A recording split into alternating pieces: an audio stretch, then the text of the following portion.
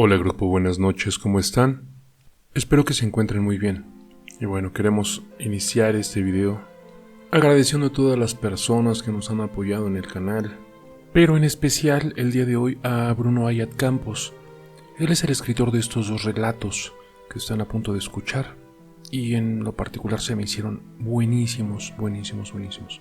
Entonces, se los dejamos. Espero que los disfruten.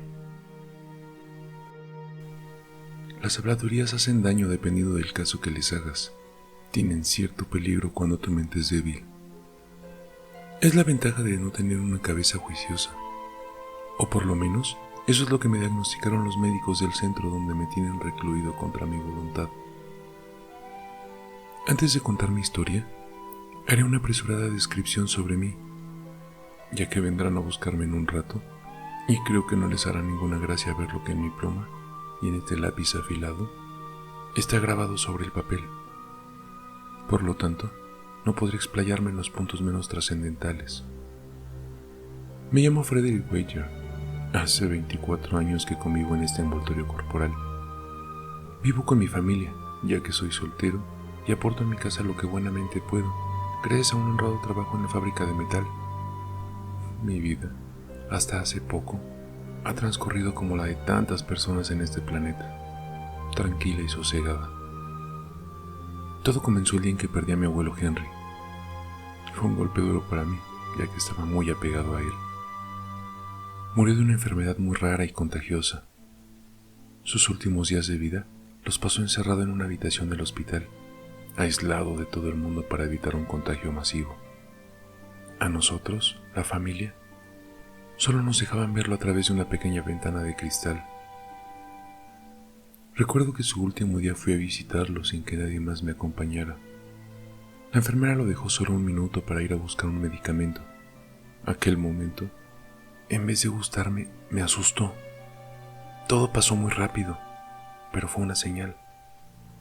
Mi abuelo moribundo, con la cara completamente esquelética, aquellos ojos demacrados y hundidos en sus cuencas, hizo acopio de un último resquicio de fuerza que le debían quedar y alzó medio cuerpo ayudado por los codos hasta ponerse semisentado. Su mirada buscó la mía, que en ese instante era de incredulidad, y me dedicó una sonrisa que jamás podré olvidar ya que rozaba lo siniestro.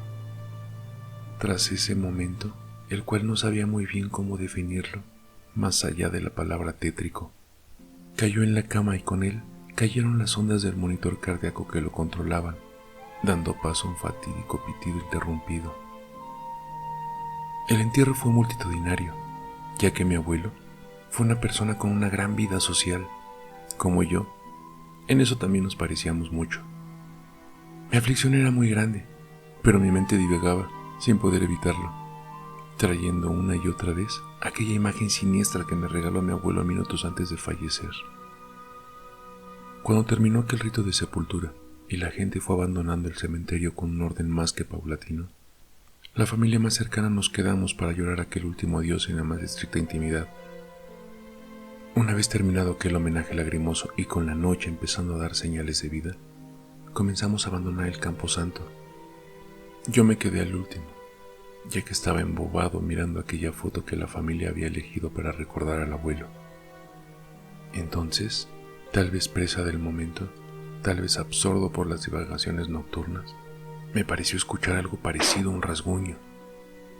Lo que más me extrañó fue que el inquietante sonido provenía de dentro del nicho de mi abuelo.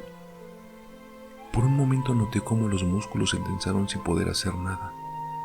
Me quedé inmóvil, como si algo o alguien me estuviera agarrando. Pero ahí no había nadie, por lo menos no que yo pudiera ver.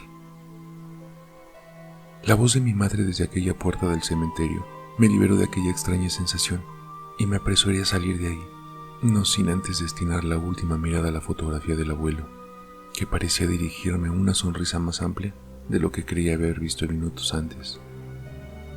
Entrada la noche, toda la familia se había ido a dormir menos yo.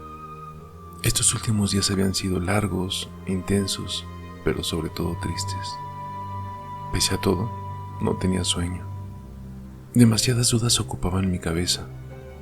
¿Por qué mi abuelo, al que tanto quería, me regaló aquella última y siniestra sonrisa. ¿Qué ruido era aquel que había oído en el interior del nicho? El antiguo reloj de pared que gobernaba el largo y oscuro pasillo marcaba la medianoche, y así lo hizo saber con su solemne e intimidatorio sonido. Los 12 dong resonaron en el silente hogar, mientras yo perdía la mirada en el movimiento irregular del bermejo vino, que todavía quedaba en el fondo de la copa que sostenía tembloroso. Los recuerdos llegaban a mí como si de balas disparadas de un futil de repetición se tratasen. Fue ahí, poco después de finalizar la última campanada, cuando me pareció escuchar como una voz muy tenue pero familiar susurraba mi nombre. Sin poder evitarlo, la copa se me escapó de entre las manos y se hizo añicos, dejando a la deriva el poco alcohol que aún quedaba en su interior. Aquella voz se parecía tanto a la del abuelo que el terror se apoderó de mí como lo haría una tormenta descargando toda su furia sobre un pueblo. Aunque no sé muy bien por qué lo hice, tal vez por la ingesta tan grande de alcohol, tal vez por mi insaciante búsqueda de la comprensión, o simplemente por el mero hecho de no tener otra opción.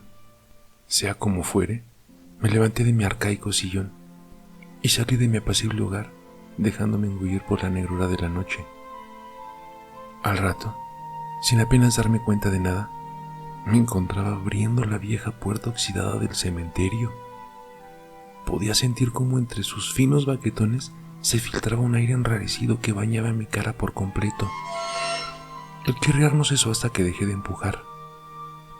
Una vez dentro, en la más completa oscuridad, vi como una pequeña luz alumbraba uno de los nichos. De nuevo, un escalofrío me apresó, ya que estaba seguro de saber de qué tumba se trataba. Me resultaba familiar, nunca mejor dicho. El susurro, cada vez más audible, me seguía clamando desde lo que parecía el interior de aquella sepultura. Yo, sin desearlo, pero sin poder evitarlo, me dirigí hacia aquel punto, la velocidad que mis piernas me lo permitían. Reconozco que en aquel instante deseaba salir corriendo y desaparecer de ese tenebroso lugar, pero algo fuera de mi control me lo impedía. La voz dejó de escucharse a escasos metros del nicho. El silencio absoluto se veía entorpecido por el sonido que provocaban mis zapatos al pisar la grava. Al llegar delante de la tumba del abuelo Henry, mi corazón pareció pararse por un instante. El aire no llegaba a mis pulmones. Un sudor frío comenzó a resbalar por mi frente, a pesar de las bajas temperaturas que ahí se congregaban. Mis ojos no podían apartar la vista de aquel nicho. El nombre y la fotografía del abuelo habían desaparecido. En su lugar, tan solo había un nombre y apellido: Frederick Waiter. En ese instante, unos brazos me rodearon inmovilizando por completo mi cuerpo y tapándome la boca para que no pudiera gritar. Todo pasó muy rápido. De pronto, la penumbra se comenzó a gritar. El ataúd salió empujado como por arte de magia, se abrió, y su interior, decorado con una elegante capa de seda blanca y un manto de rosas cubriendo toda la zona, estaba completamente vacío. Fue ahí cuando noté cómo me empujaban y caía dentro del ataúd sin poder moverme. Cuando hice el intento de salir, la puerta del féretro se cerró con contundencia, mientras me sumía en la más obscuridad más profunda jamás vivida. Tan solo pude escuchar de fondo, en la lejanía, una risa tenebrosa. Después, se hizo silencio. Eso es todo lo que recuerdo. Mi mente está en blanco desde ese punto. Tengo que romper este escrito, o tal vez esconderlo. Necesito recordar, y la escritura es una buena manera para poder hacerlo. El tiempo se me agota. Vienen por mí y me van a meter en esa maldita máquina que me machaca el cerebro. No quiero, no puedo más. Necesito escapar de este infierno. Sé que no estoy loco, sé que no lo he soñado. Entonces, 2 enfermeros, uno novato y el otro veterano, abrieron la puerta de la habitación. El veterano, con una amplia sonrisa, dijo: Vamos, que hoy le toca una nueva sesión. Seguro que se sentirá usted como nuevo. Una vez dejaron al enfermo en la sala de pruebas, el enfermero novato le preguntó a su compañero: ¿Qué le pasó a este señor? Su compañero lo miró y sus ojos transmitían un halo de tristeza y le dijo: no ha podido soportar la muerte de su nieto y ha quedado completamente traumatizado.